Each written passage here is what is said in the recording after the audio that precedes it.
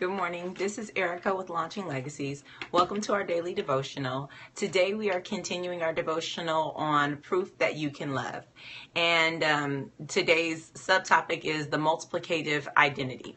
Okay, I know it's a mouthful. Multiplicative identity, what in the world is that? Well, multiplicative identity is a mathematical principle that applies when we are looking at the proof of love. Remember, proof is actually a scientific term or mathematical term, and it's saying that you need to identify why something is happening or what property or is being utilized in this mathematical equation. Okay, so we are a part of a mathematical equation in a sense, right, when it comes to love. And you might not think about that. You're like, love and math don't have anything to do with it unless I love math. Well, you may not love math, but this is a very easy principle to understand. We're going to look, remember, we're staying in 1 John, the 4th chapter.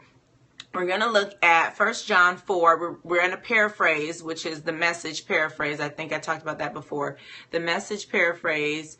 And the Message paraphrase kind of, again, summarizes what the scripture is saying. So we're at 1 John 4, and we're going to go into chapter 7 and read a bit around in that area. Okay, so it says, "My beloved friends, let us continue to love each other, since love comes from God." All right, so that's important to remember. Love comes from God. Everyone who loves is born of God and experiences a relationship with God.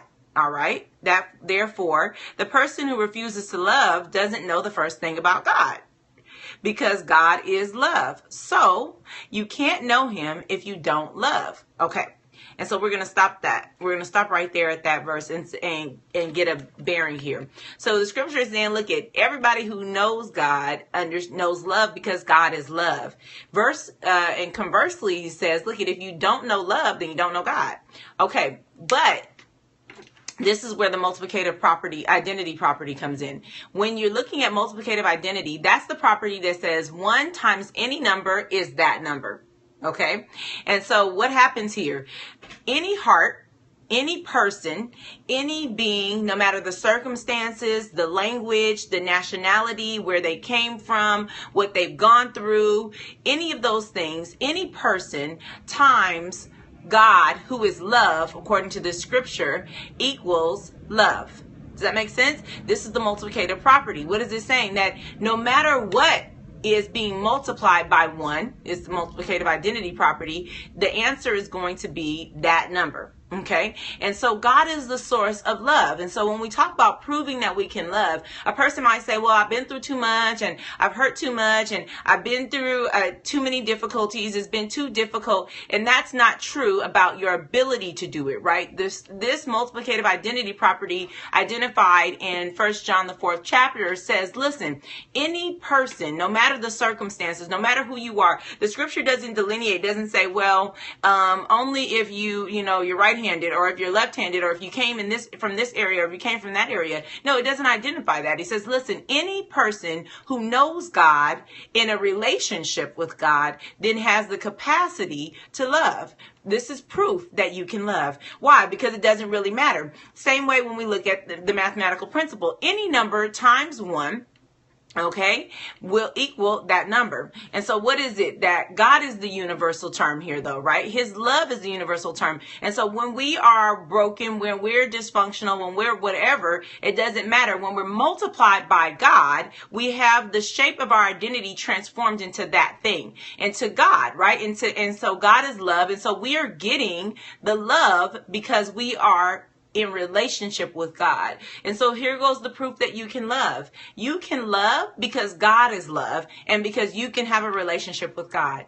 Very simple. But I want you to take this to heart, because some of you are like, well, I have a relationship with God and I still feel like you haven't solved the problem. No, I've solved the problem. Let me explain why. And we're going to keep doing proofs all week, right, about this love place. But as for today, let me show you exactly what I mean.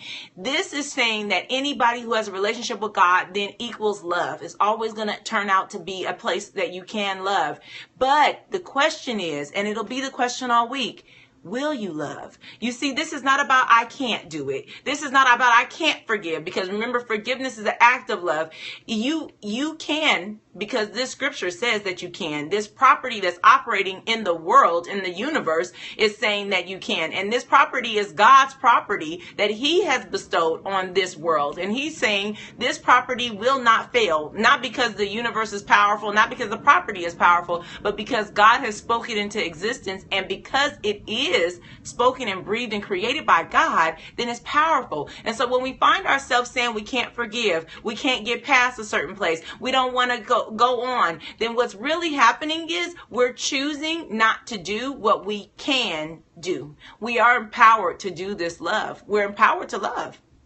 He said, look, if any man says that he doesn't want love, then he doesn't know God. Okay. But conversely, if a man knows God, if a man has a relationship with God, a man/woman has a relationship with God, so person has a relationship with God, then what? They are empowered to love, like this multiplicative identity property. It never fails. Any number times one is that number. It's always in action. Any heart times God is a loving heart. Any heart times this relationship with God is a loving heart. So then people are like, well, wait a minute. So I know some people who say that they know God. I know some people who say they have a relationship with God, and I don't deem them as loving. Well, we're not talking about you judging their ability to love. So you want to back off of that as quickly as possible. But secondly, this is the thing that I want you to recognize. This is saying that you can love, but the question will always be, will you love?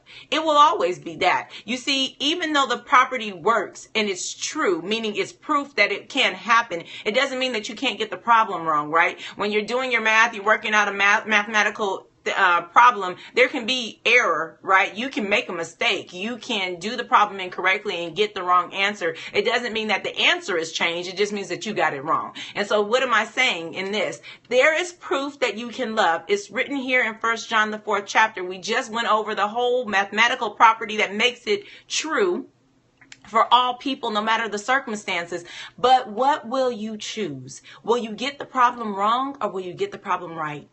And I hope you're choosing to get the problem right. So again, I'm going to leave you from this devotional with this question. You can love. This scripture, what we just did, mathematically working it out, says that you can love. But the question is, will you love? Will you choose to love? Because you can. This is proof that you can. Now, question, will you? I want to leave you with that. I hope that you're praying for us. We are praying for you. And we are glad to continue this devotional. So we'll see you again tomorrow. Until then, be blessed.